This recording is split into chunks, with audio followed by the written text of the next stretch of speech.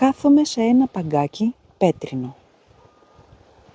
Σε έφερα πάλι στο γνωστό σημείο, γιατί σκέφτηκα να σου μιλήσω για κάτι και φυσικά να κάνεις εσύ την πρακτική σου εξάσκηση στα ελληνικά.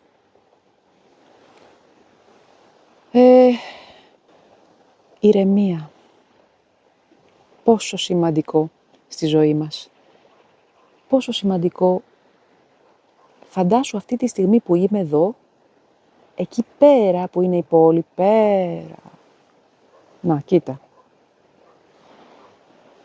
Πέρα, πίσω από το βουνό αυτό που βλέπεις. Πίσω από αυτό το βουνό είναι η πόλη, Μεγαλούπολης, η Αθήνα. Τόσο είναι ο ημιτός. Ωραία. Πίσω λοιπόν από αυτό το βουνό επικρατεί μία τρέλα. Χαμός, ο κόσμος στους δρόμους, κίνηση, δουλειές, φανάρια, βρισιές. Ξέρεις τι είναι βρισιά?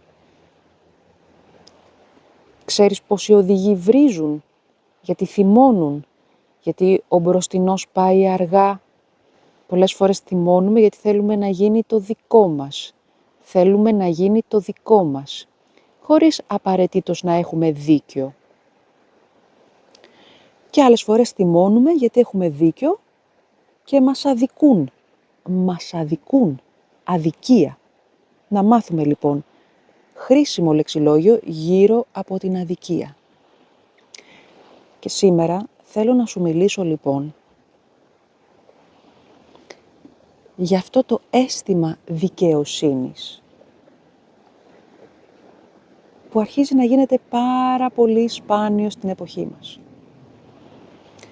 Θέλω να μου πεις, σε έχουν αδικήσει? Θέλω πρώτα να μου πεις αν έχεις αδικηθεί στη ζωή σου.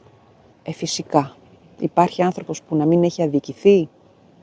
Και μπορεί και εσύ και εγώ να έχουμε αδικήσει. Όχι πάντα επειδή το θέλαμε, χωρίς να το καταλάβουμε. Και υπάρχει και κόσμος που σε αδικεί και το ξέρει, αλλά δεν θέλει να το παραδεχτεί. Σε έχουν αδικήσει? Ενώ εκείνοι πήραν και είχαν τη μερίδα του λέοντος. Ξέρεις τι σημαίνει μερίδα του λέοντος? Πάρα πολύ ωραία έκφραση. Ελληνική έκφραση, η μερίδα του λέοντος, δηλαδή η μερίδα του λιονταριού. Ξέρουμε όλοι ότι το λιοντάρι καταναλώνει πάρα πολύ μεγάλο ποσοστό κρέατος. Και έτσι μία αγέλη από λιοντάρια όταν επιτίθεται σε κάποιο καημένο ζαρκαδάκι, εκεί στην Αφρική, ή σε κάποια καημένη αντιλόπη, γιατί για ζαρκάδι δεν νομίζω, λέω μπουρδες. Σε κάποια καημένη αντιλόπη, τι συμβαίνει? Δυστυχώς το μεγαλύτερο κομμάτι το καταβροχθίζει, συνώνυμο, τρώει, καταπίνει με βουλημία το λιοντάρι. Έτσι βγήκε η έκφραση τη μερίδα του λέοντος. Πάμε να αλλάξουμε σκηνικό όμως.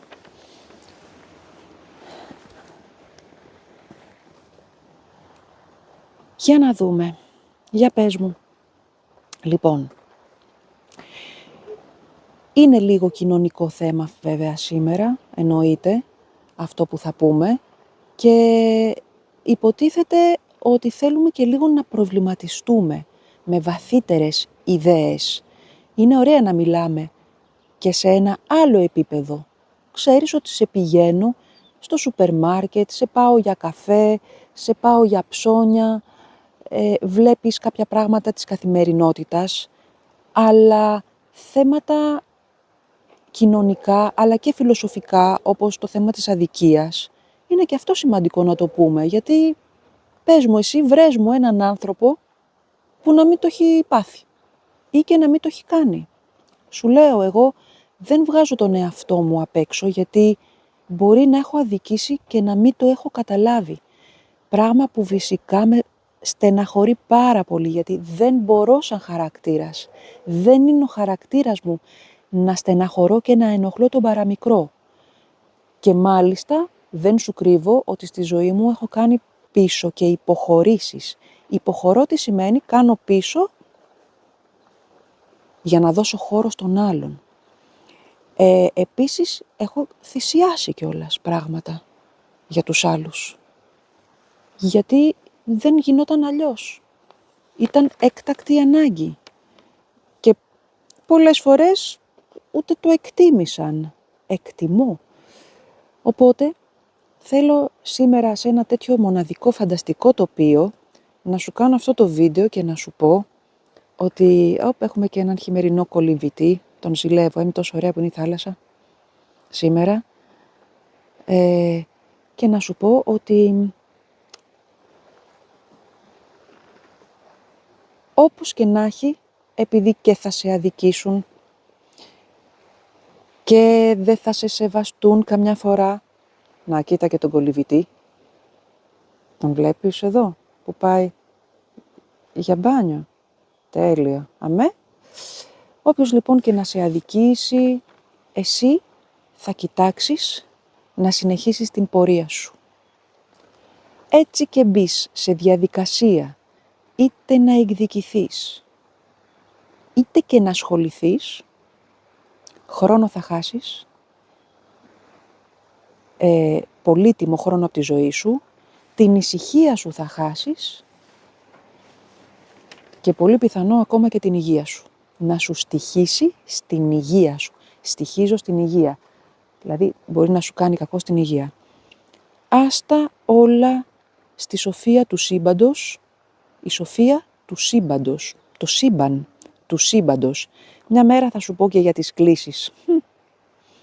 Ό,τι πιο δύσκολο. Κράτα αυτό, είναι από τις πιο μεγάλες δυσκολίες όταν μαθαίνεις ελληνικά. Οι κλήσεις των ουσιαστικών και των επιθέτων. Κράτα αυτό γιατί είναι σημαντικό. Έτσι λοιπόν, άστο λοιπόν στην δικαιοδοσία του σύμπαντος, άστο στον Θεό, γιατί είναι σοφός, σοφότατος και τα φέρνει έτσι τα πράγματα που καμιά φορά στεναχωριέσαι για αυτό που συμβαίνει σε αυτούς που σε αδικούν. Σου μιλάω από προσωπική εμπειρία. Να τύχει να με αδικήσουν, να μου φερθούν πολύ άσχημα και σε 2 εβδομάδες να πάθουν κάτι. Ευτυχώς, εντάξει, ξεπεράστηκε τώρα, θες δεν θες το ξεπερνάς, που δεν ήταν καθόλου αστείο. Και αν σου πω ότι στεναχωρήθηκα πάρα πολύ, θα με πιστέψεις? Πικρό ποτήρι, πίνω αυτό το πικρό ποτήρι. Λεξιλόγιο και εκφράσεις από την ελληνική τραγωδία. Εσχύλος. Κάποιος δικός μου άνθρωπος με λέει εσχύλο, χαϊδευτικά, επειδή καμιά φορά λέω «Ωχ, έγινε αυτό, τι θα κάνουμε, ωχ, αμάν, πω, αμάν», αλαφιάζομαι. Σημαίνει αλαφιάζομαι, σημαίνει ότι τρελαίνομαι, αρχίζω να ανησυχώ και αρχίζω τα «αμάν, πω, συμφορά μου, τι θα κάνω». Εκφράσεις τα ελληνικά για να δεις πόσο από τα αρχαία χρόνια μέχρι σήμερα μας αρέσει η τραγωδία. Ο Εσχύλος, θα σου πω τώρα ποιος ήταν. Ο Εσχύλος ήταν ένας από τους σημαντικότερους αρχαίους Έλληνες τραγωδούς, δηλαδή τραγικούς ποιητές, και θεωρείτο ο πατέρας της τραγωδίας.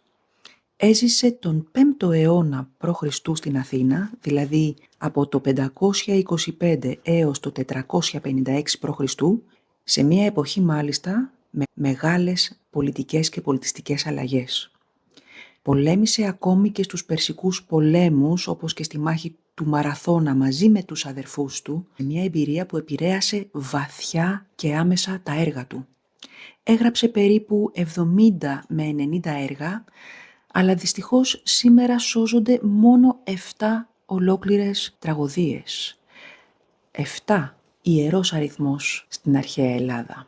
Το πιο γνωστό του έργο σήμερα είναι η Ορέστια, μια τριλογία που μιλά για δικαιοσύνη, εκδίκηση και τη μετάβαση από την προσωπική βεντέτα στους νόμους της πόλης. Ο Εσχύλος έφερε επίσης σημαντικές καινοτομίες στο θέατρο που υπάρχουν μέχρι σήμερα. Πρόσθεσε δεύτερο ηθοποιό στη σκηνή, κάνοντας τον διάλογο πιο σύνθετο και έδωσε μεγαλύτερη σημασία στα σκηνικά καθώς και στο κοστούμι των ηθοποιών. Τα έργα του εξερευνούν μεγάλα θέματα όπως η μοίρα, η δικαιοσύνη, οι θεοί και η ευθύνη του ανθρώπου. Μαζί με τον Σοφοκλή και τον Ευριπίδη θεωρείται ένας από τους 3 μεγάλους τραγικούς ποιητές της αρχαιότητας και θεμέλιο της δυτικής δραματουργίας. Θα ήθελα λοιπόν στα σχόλια να μου πεις πριν κλείσω το βίντεο τι πιστεύεις κι εσύ για το θέμα της αδικίας, που φυσικά εδώ δεν το εξαντλώ. Εξαντλώ ένα θέμα. Τι σημαίνει? Ότι λέω ό,τι χρειάζεται για να το ολοκληρώσω. Όχι, δεν το εξαντλώ, γιατί υπάρχουν 1002 περιπτώσεις και καταστάσεις διαφορετικές και λεπτές, που καμιά φορά είναι δύσκολο να βγάλεις άκρη και καταλήγεις με δικαστήρια, με 1002. Όχι, λέμε πολύ βασικά πράγματα τώρα. Αυτό, το θέμα της αδικίας. Πες μου την άποψή σου, πες μου φυσικά όπως σου είπα και προηγουμένως αν έχεις αδικηθεί και εντάξει, επειδή είναι προσωπικό μπορείς να μην μου γράψεις λεπτομέρειες, πες μου σε τι πλαίσιο, τι είναι το πλαίσιο, δηλαδή μέσα σε ποια πλαίσια έγινε αυτή η αδικία, σε επαγγελματική σχέση, σε φιλική σχέση, αυτά. Θα σε αφήσω λοιπόν τώρα, γιατί έχουμε και δουλειές. Αν και δεν με βλέπω να ξεκολλάω από αυτή την φανταστική, καταπληκτική παραλία, και θα σε δώσω ένα επόμενο βίντεο,